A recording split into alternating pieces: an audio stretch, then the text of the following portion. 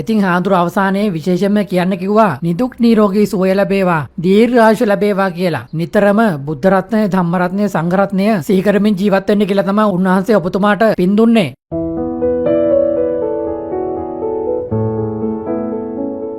චරිත් ෆොන්සේකා අයියා. ඉතින් මේ අත් දෙක ඔයාගේ කියලා හිතාගන්න අද. ඉතින් මේ අත් දෙකෙන් අද කරන සියලුම පින් ටික සම්පූර්ණයෙන්ම ඔයාට අයිති. ඔන්න ඉතින් අදත් මම විශේෂ පින්ඩපත පූජාව තමයි කරන්න යන්නේ. තලාහේනේ පදිංචි චරිත් ෆොන්සේකා මහත්තයාට ඒ ඇතිවි තියෙන රෝගී තත්වෙන් නිරෝගී භාවය ලැබෙන්නත් ඉක්මනින්ම කායික සහ මානසික සුවය ලැබෙන්න කියලා ප්‍රාර්ථනා කරමින් තමයි මේ අතිවිශේෂ පින්ඩපත පූජාව පූජා කරන්නේ.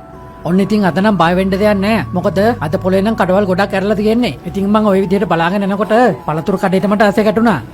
ඒක කනුසලයි. බලන්නකෝ අර මොනවද තියෙන්නේ කියලා කහපාටට. ඉතින් මේ පැක් එකක් බාත් 25යි. මේ තමයි අපේ ලංකාවේ තියෙන වරකා. ඉතින් අපේ ශ්‍රී ලංකාවේ වෙසෙන චරිත් මහත්තයානේ මේ පින්ඩපාත පූජා කරන්නේ. ඒකින්ද අපේ ලංකාවේ තියෙන කෑමක් පූජා කරන්න ඕනි කියලා මට හිතුණා.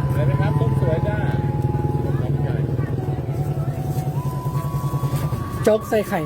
ඔන්න ඉතින් මං ඊළඟට ආවේ මේ ජෝක් කඩේට. ජෝක් නෙවෙයි හරියට කියන්නේ චෝක් කියලා. හරියටම කියනවා නම් මේක බත් කැඳ එකක්. තාම මිනිස්සුන්ගේ ජනප්‍රිය උදෑසන කෑම තමයි මේක. ඉතින් බත් කැඳ එක නිකන් දෙන්නේ නැහැ. ඒකට ගොඩාක් දේවල් දාලා තමයි දෙන්නේ. විශේෂයෙන්ම කියන්න ඕනේ තම්බපු බිත්තරයක්ත් දානවා ඒකට. ඉතින් මේ කැඳ එකට අපි වෙන විශේෂ මොකෝත් දාන්න ඕනේ නැහැ. දාන්න ඕනේ සියලුම දේවල් එයාලා දාලාමයි දෙන්නේ. කොටිම කියනවා නම් මැගි ටිකකුත් දානවනේ. ගම්මිරිසුත් දානවා. අපිට ඕන නම් ඉතින් කෑලි මිරිස් පොඩ්ඩකුත් දැම්මනම් හරි. එතකොට රසට තියෙනවා. ලුංගම් නම් කිං. ඉතින් අල්ලපු කඩෙන් මං උණු ඉඟුරු බීමයකුත් ගත්තා. ඇත්තටම ඉතින් සෝයාබීන් බොනවට වැඩිය මේ ඉඟුරු බීම එක නම් ගොඩාම හොඳයි. ඔන්න ඉතින් අපි කැඳේ එකත් මේ වෙලාව වෙනකොට හොඳට හැදලා තියෙන්නේ. ඔන්න ගම්මිරිස් දැම්මා, මැගි ටිකුත් දැම්මා. ඉතින් මේකට මිරිස් පැකට් එකයි සීනි පැකට් එකයි වෙනම දාලා දෙනවා. ඒක රසකාරකයක් වගේ තමයි අපිට දෙන්නේ. ඉතින් මේකට බාත් 40යි. ඔන්න ඉතින් එහා පැත්තේ තිබුණ කැවිලි කඩේට මම පොඩ්ඩක් ගියා. ඒකේ තියෙනවා කනොම් තාන් කියලා. ඒක නිකන් අර වණ්ඩු වගේ. උඩින් පොල් කුඩු ටිකකුත් දාලා තියෙන්නේ. පොල් එක කනකොට ගොඩක් රසයි ඒක. තව ඉතින් මේ සව් එක තියෙනවා. ඉතින් මේ සව් වලට දාලා තියෙන්නේ පොල් කිරිනේ සුදු පාටට. මේ දෙකට බාත් 45යි. අද නම් හැන්ඩල් එක කන්ට්‍රෝල් කරගන්නේ බොහොම අමාරුවෙන්. ඒ තරමට බර පින්ඩපාතේ තමයි පූජා කරන්නේ. අති ප්‍රණීත කෑම ಜಾති තමයි තියෙන්නේ. ඔනිදී අපි පින්ඩපාතේ සකස් කරගන්න වෙලාවේ අපේ ගාථාව සජ්ජායනා කරමු.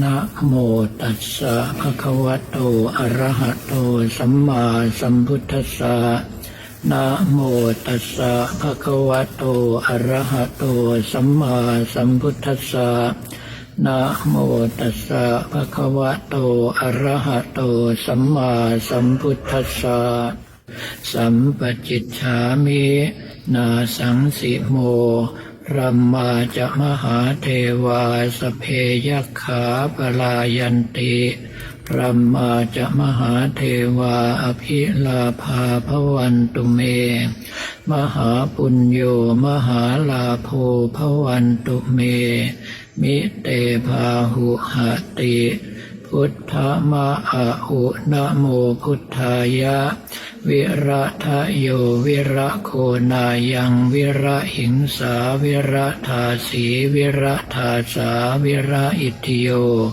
පුත්තස්ස මානේ මාම පුත්තස්ස සවාහෝම් සම්පතිච්ඡාමිเพ่งพาหาเลยครับพอดีโยมเขานอนติดเตียงป่วยก็เลยมีคนมาทำบุญให้เขาครับผมඉතින් මේ පින්ඩපාත පූජාව ඔයාගේ අතින් පූජා කරනවා කියලා හිතාගන්න.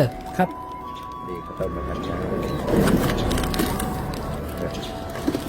ปล่อยตัวติดเตียงเลยใช่ครับเขาอยู่ต่างประเทศนั่นแหละ ต่างประเทศนะครับผมඉතින් මේ පින්ඩපාත පූජා කරන ඔයාලා පිට රටක ඉඳන් පූජා කරන්න කියලා කියන්න අමතක කරේ නැහැ. ඔය හාමුදුරු කියන්නේ හොඳට වීඩියෝ කරලා යවන්න කියලා.